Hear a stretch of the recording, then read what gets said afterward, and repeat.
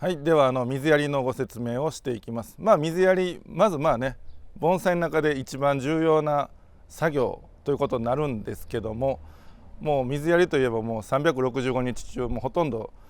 ほぼ毎日ねしないといけない作業で一番重要なんですが、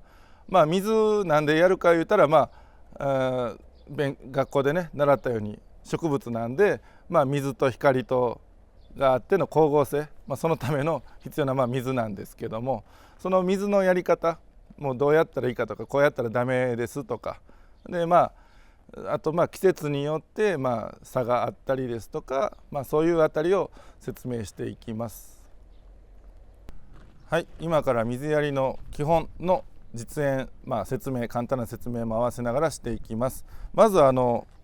盆栽がどのような状況になったら水や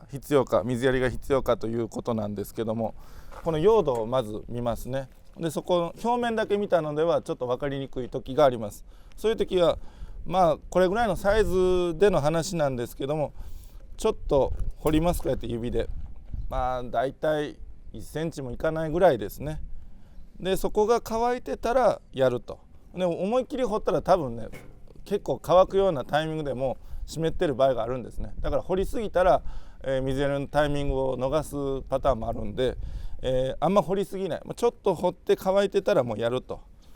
はい、そういう時に水やりのタイミングがあるということですね。はい、でその場合でじゃあ実際にかけていきますけども、どれぐらいかけたら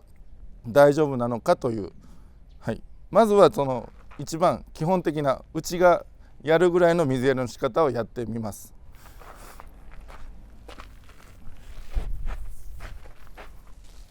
こういう、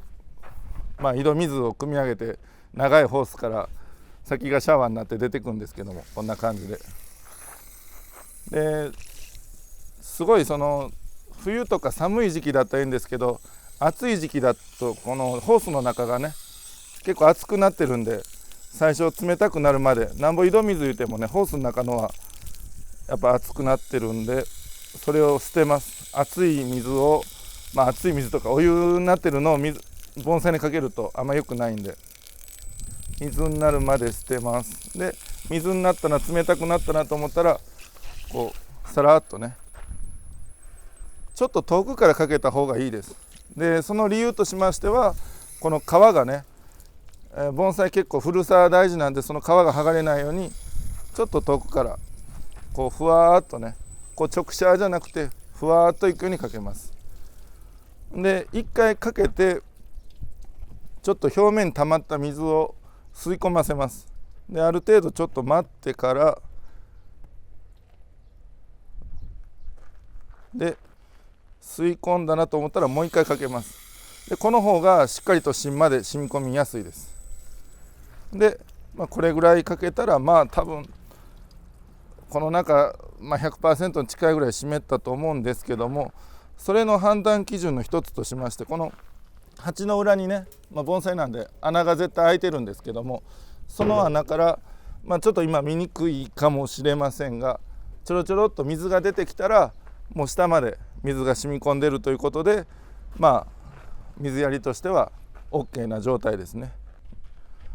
水をかける場所、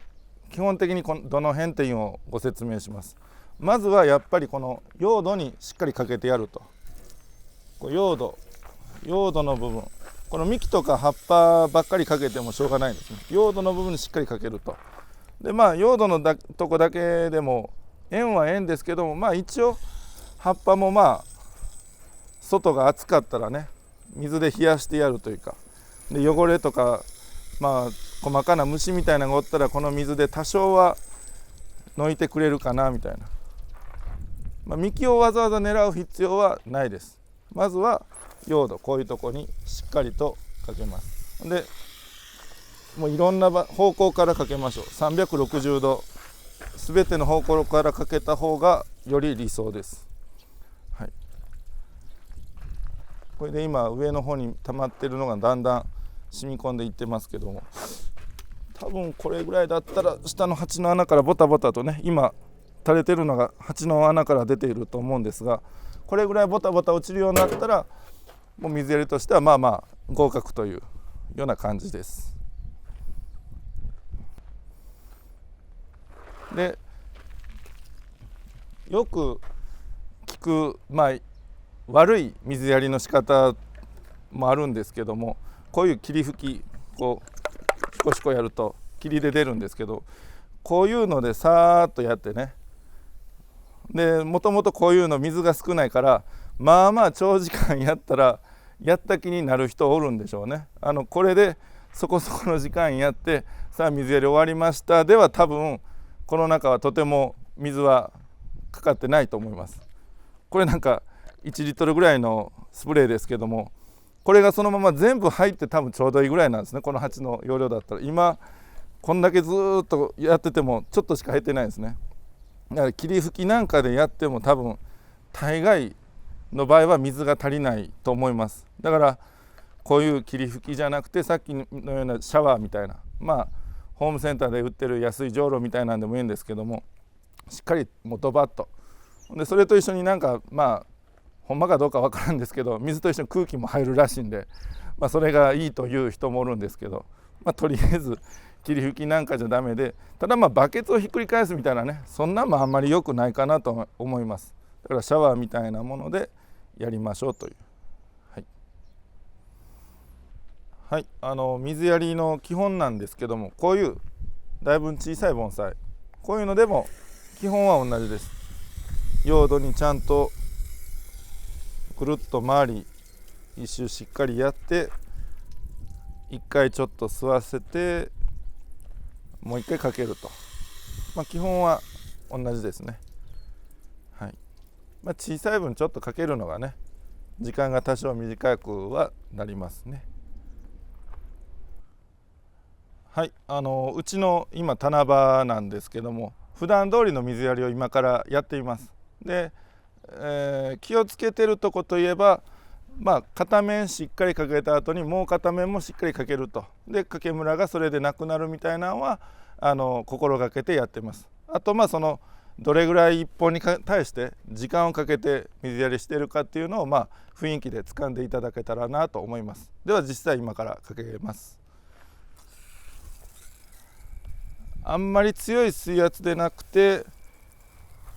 優しい水圧でちょっと離れたとこからかけた方が皮なんかがね、幹の皮なんかが取れなくていいかなと。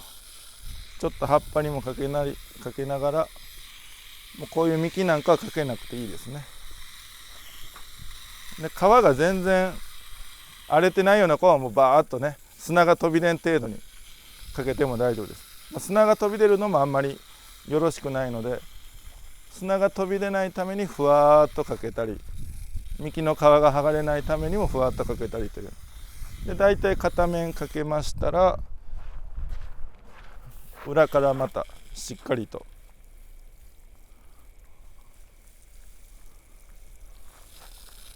片面かけてからまた裏にかけるまでに多少時間があるんで、その間に鉢の上に溜まってた水が吸い込まれて、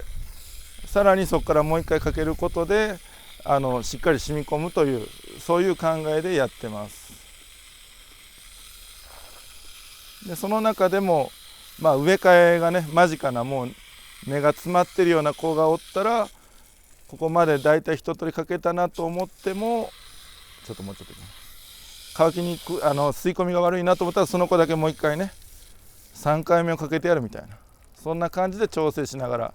だからこういうのはなかなかね自動換水でできないとこなんで、なるべく自分の目で見ながら、手がけ自動換水じゃなくて直接水をやれた方が水やりとしては正しい場合が多いのかなと思います。はい、こんな感じですね。やりすぎるのは大丈夫なんで。